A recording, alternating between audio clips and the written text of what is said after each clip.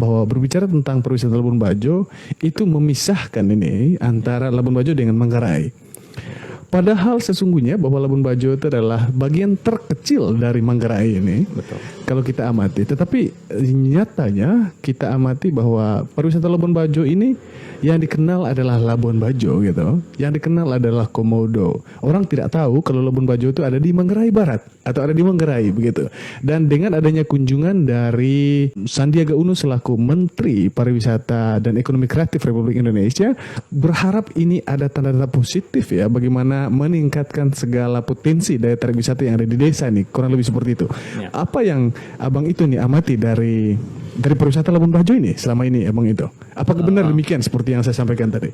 Oke, tadi sempat menyinggung soal kunjungan Pak Menteri Pariwisata Pak Sandiaga Uno. Jadi kalau kita lihat ya, touringnya beliau ini tibanya di Maumere, kemudian di Ende, di ke Danau Kelimutu, terus saya juga memantau di medsos, sempat kunjung ke rumah Bung Karno di Ende begitu.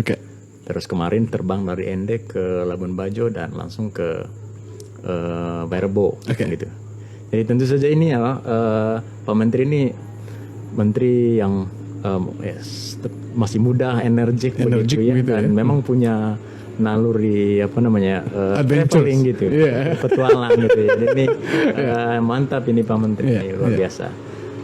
Di sisi lain bahwa dia melihat NTT ini sangat unik, sangat menarik ya, potensi wisata begitu banyak, dan dia kepingin melihat langsung seperti apa destinasi wisata selain Komodo. Kalau Labuan Bajo beliau sudah kunjung berapa kali ya kalau nggak salah ya. Tapi yang dia mau lihat adalah seperti apa di luar Labuan Bajo itu ada apa sebenarnya. Gitu. Jadi ternyata ada banyak lagi keunikan-keunikan, mulai dari Danau Kelimutu, kemudian ada keunikan-keunikan budaya sepanjang daratan Flores ini, banyak suku, banyak bahasa begitu. Jadi sepertinya itu yang dia mau lihat. Kemudian di sisi lain seperti apa keadaan masyarakatnya gitu. Sudah siap menyambut perkembangan pariwisata ini atau gimana gitu.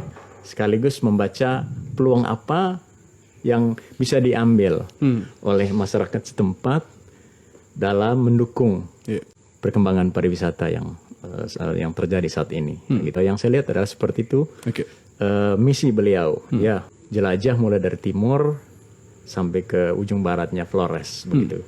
Jadi tidak sekedar melihat destinasinya, tapi dia mau melihat kesiapan masyarakat, kemudian potensi yang bisa dikembangkan, gitu ya. Usaha-usaha mikro yang bisa dijalankan oleh masyarakat untuk mendukung perkembangan pariwisata itu. Dan tujuannya pasti ya pariwisata itu harus menghidupkan orang lokal. Orang lokal. Targetnya ya orang lokal kembali lagi lokal, ya. Kita seluruh masyarakat NTT sangat apresiasi ya atas kunker gitu ya, kunjungan kerja dari Pak Menteri Sandiaga Uno yang telah melakukan kunjungan ke Bairebo ya, sebagai salah satu destinasi wisata yang kerap dikenal negeri di atas awan gitu ya. Kedatangan beliau ini kakak itu memang jika diamati bagaimana ia mendekatkan dirinya untuk mengetahui seperti yang tadi disampaikan, what is local wisdom that Manggarai have gitu ya. Local wisdom, kearifan lokal yang ada di Manggarai ini.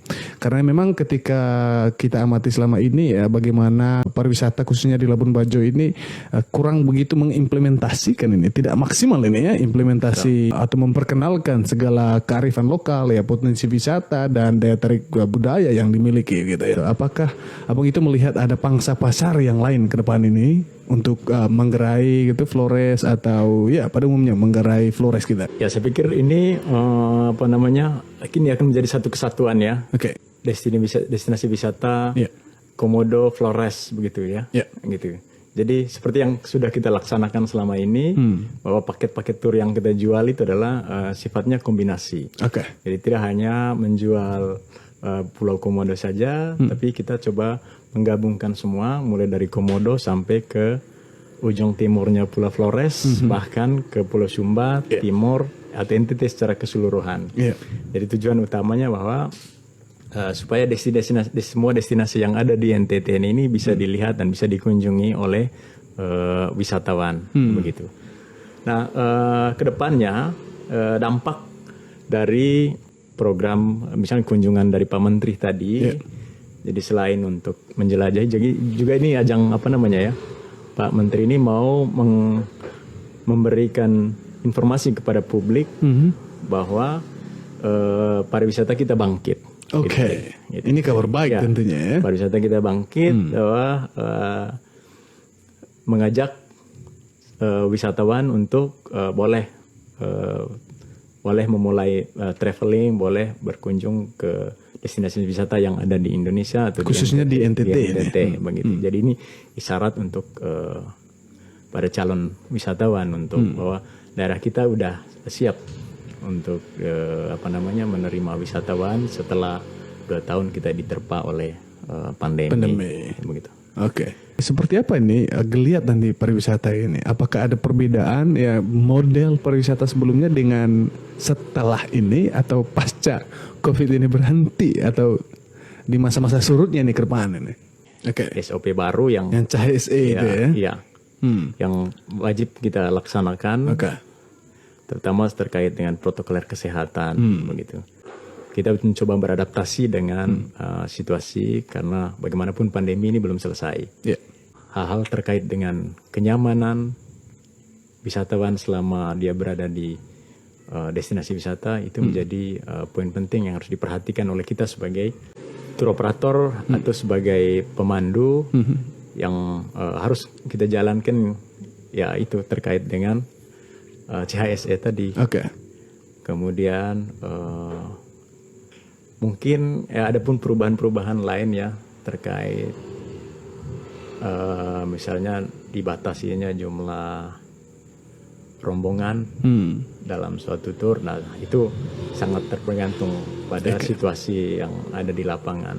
Tapi terkait hal umum itu masih sama dan namun ada hal lain yang menjadi perhatian kita bersama adalah terkait dengan itu tadi bahwa kedepannya pesaing kita akan semakin banyak ya, terutama untuk kita ya sebagai pelaku pariwisata, baik sebagai travel agent, sebagai tour guide. Jadi kita mesti mempersiapkan diri harus lebih upgrade lagi begitu. Soft skill kita ya. Soft skill, hard skill. Jadi karena tuntutannya sudah semakin bertambah gitu ya, apalagi di era modern, era teknologi sekarang. Jadi kita semua mau tidak mau harus berpacu dengan kemajuan teknologi yang ada, gitu ya. Gitu, jadi tantangannya sih itu untuk kita sebagai pelaku pariwisata, sebagai orang lokal. Jadi mau tidak mau kita harus sedikit upgrade dari kebiasaan-kebiasaan kita yang selama ini secara natural. Jadi mau tidak mau harus ada kombinasi begitu dengan kemajuan teknologi saat ini. Kita mesti adaptif dengan perkembangan zaman now gitu ya, dimana teknologi itu yang menjadi barometer gitu. Kita akan survive atau tidak gitu ya, bisa berkompetisi dengan peradaban dewasa ini. Kita lose atau we will win gitu ya, setidaknya kita harus memiliki kemampuan tadi itu, yaitu hard skill dan soft skill, dan terutama bagaimana kita menaklukkan perkembangan teknologi ini ya. Kesiapan warga bahwa memang seperti yang disampaikan bahwa Sandiaga Uno sebagai Menteri Pariwisata kita ini sudah melakukan kunjungan dari ujung timur ke barat ini ya. Artinya beliau sudah memberikan warning seperti yang disampaikan tadi bahwa kita sudah siap. Ketika Menteri Pariwisata sudah datang dan memberikan clue seperti itu, apalagi di media sudah diberitakan seperti yang disampaikan tadi bahwa NTT sangat layak dan luar biasa untuk dikunjungi gitu ya. Artinya dalam waktu cepat atau lambat jumlah wisatawan itu akan membludak gitu ya. Nah, apa yang masyarakat kita perlu siapkan ini sebagai masyarakat tuan rumah di destinasi Manggarai Flores umumnya gitu? Potensi yang dimiliki oleh masyarakat kita ya harus benar-benar ditampilkan begitu. Jadi misalnya penenun ya harus diarahkan atau diberi pelatihan bagaimana kebutuhan pasar pariwisata begitu. Yang kita lihat selama ini kan ya misalnya kita punya potensi tenun kain songket gitu ya. Songket. Nah, tapi secara pasar ya tidak semua wisatawan itu ingin membeli kain songket itu utuh karena buat mereka ya itu ukurannya terlalu besar dan asas manfaat buat mereka mungkin tidak terlalu ini. Jadi mungkin perlu dikasih pelatihan misalnya ada kayak variasi produk gitu ya dari kain songket, dari kain tenunan itu dibikin lagi produk-produk kecil seperti tas, dompet gitu dibikin jadi kecil-kecil yang bisa menjawab kebutuhan wisatawan. Begitu. Karena bagaimanapun ya potensi yang kita miliki itu mau tidak mau harus beradaptasi juga dengan permintaan pasar. Gitu. Tidak mengurangi kualitas atau kuantitas produk yang kita siapkan, tapi kita juga harus menjawab kebutuhan pasar. Gitu. Itu salah satu. Kemudian yang lain adalah untuk petani. Ya petani pasti harus menyiapkan apa yang dihasilkan. Misalnya petani menghasilkan kopi ya siapkan kopi itu bagaimana bisa diolah untuk menjadi produk yang siap saji dan bisa dijual kepada wisatawan. Nah gitu. Dan saya pikir selama ini itu sudah dimulai, sudah digalakkan oleh baik oleh pemerintah ataupun oleh lembaga-lembaga atau stakeholder yang punya peran penting untuk melatih masyarakat kita untuk menyiapkan produk-produk seperti itu. Dan ini kita menginginkan supaya ini tetap ditingkatkan, gitu ya, supaya nanti peran itu benar-benar kelihatan, gitu, bahwa wah ini pariwisatanya benar-benar menghidupkan masyarakat lokal. Begitu. Hindari kita jadi penonton di rumah sendiri. Jadi perannya ya seperti itu, tidak mesti harus berpikir yang jauh-jauh. Tidak mesti mereka harus bisa dari guide gitu ya masyarakatnya. Tidak mesti. Syukur kalau bisa bahasa Inggris. Kalau enggak ya apa yang menjadi potensi di daerah itu ya tinggal dihidupkan. Begitu. Yang petani ya hidupkan potensi pertanian gitu ya, peternak demikian gitu. Karena yang kita lihat selama ini lah, ketika pariwisata sebagai pembuka, orang lari ke pariwisata. Wisatawan dari sana kan latar belakangnya berbeda. Variatif. Ada yang memang di sana dia pengusaha gitu. Jadi ketika dia berkunjung ke suatu destinasi, dia melihat di sana ada peluang, misalnya wah di sini ada pohon kemiri gitu. Jadi ya udah, dia butuh kemiri, dia bisa berhubungan langsung dengan petani, ya petaninya bisa kirim langsung kemirinya ke sana gitu kan. Jadi tetap corong pembukanya adalah pariwisata. Nah tadi saya ingat itu abang itu ya, barometer kita angka kunjungan terbanyak di Manggarai Barat itu tahun 2018 ya, 2018-2019 itu 184.000 wisatawan sekian lebih gitu ya.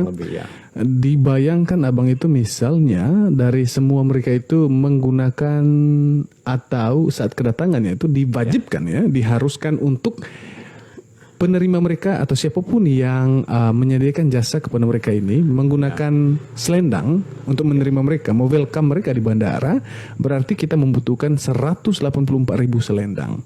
Dari jumlah masyarakat Manggarai Barat yang hanya 200-an ribu jiwa, artinya kita membutuhkan pasukan-pasukan selendang lain dari wilayah beberapa tempat di Flores gitu ya.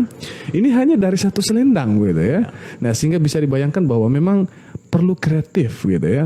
Dan adanya semacam intuisi gitu ya. Adanya niat dari hati yang terdalam masyarakat kita untuk melihat peluang.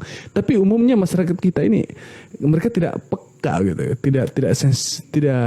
Tidak responsif terhadap itu. Kira-kira apa yang melatari itu sampai kita semacam tutup mata ini abang itu, sehingga kemarin itu kalau saya amati ya mantan Kadispar Manggarai Barat itu di mana-mana selalu menyampaikan ya jangan sampai terjadi long atau long gitu ya. Ya kalau itu sih pernyataan untuk memotivasi sih ya kalau menurut saya. Intinya bahwa kita semua berharap bahwa masyarakat kita harus berpartisipasi dalam kegiatan pariwisata ini. Nah, apa yang terjadi memang sepertinya butuh sosialisasi yang secara terus-menerus kita ya. Karena jujur perkembangan pariwisata di Labuan Bajo ini ya berjalan ya tidak seimbang lah dengan persediaan sumber daya yang kita miliki di sini, itu jujur kita sampaikan. Namun bukan berarti kita pesimis. Kita punya potensi. Kita punya potensi. Hanya tinggal bagaimana diasah mungkin ya. Dibutuhkan itu tadi. Kita sebagai pelaku pariwisata punya tanggung jawab moral untuk mensosialisasikan pariwisata ini kepada masyarakat kita, terutama yang ada di destinasi pariwisata. Nah, terkait tadi selendang itu, Bung Lais, saya sepakat itu. Saya sepakat kalau misalnya itu dijadikan sebagai sebuah kewajiban ini. Iya, sebuah kewajiban, dan itu dijadikan sebagai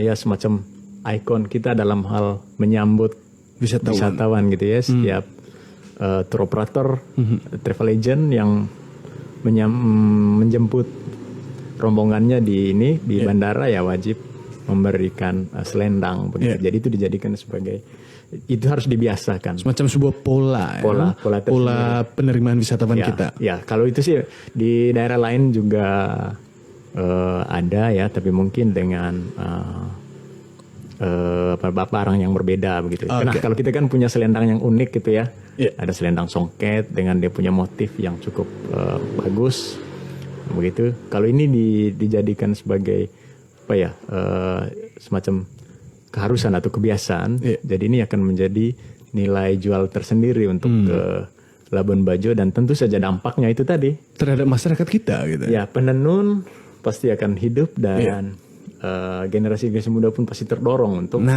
itu dia melestarikan tenunan itu. Betul. Karena punya dampak ekonomi yang cukup bagus. Itu sih menjadi harapan kita semua. Gitu. Nah, hal yang positifnya bahwa memang berbicara tentang pariwisata ini itu selalu berdampak atau dia memiliki efek multi gitu ya. Ketika misalnya semakin banyak yang dibutuhkan untuk pembuatan atau membutuhkan banyak selendang di Manggarai Barat ini, maka semakin banyak tempat-tempat tenun yang pasti hidup begitu ya.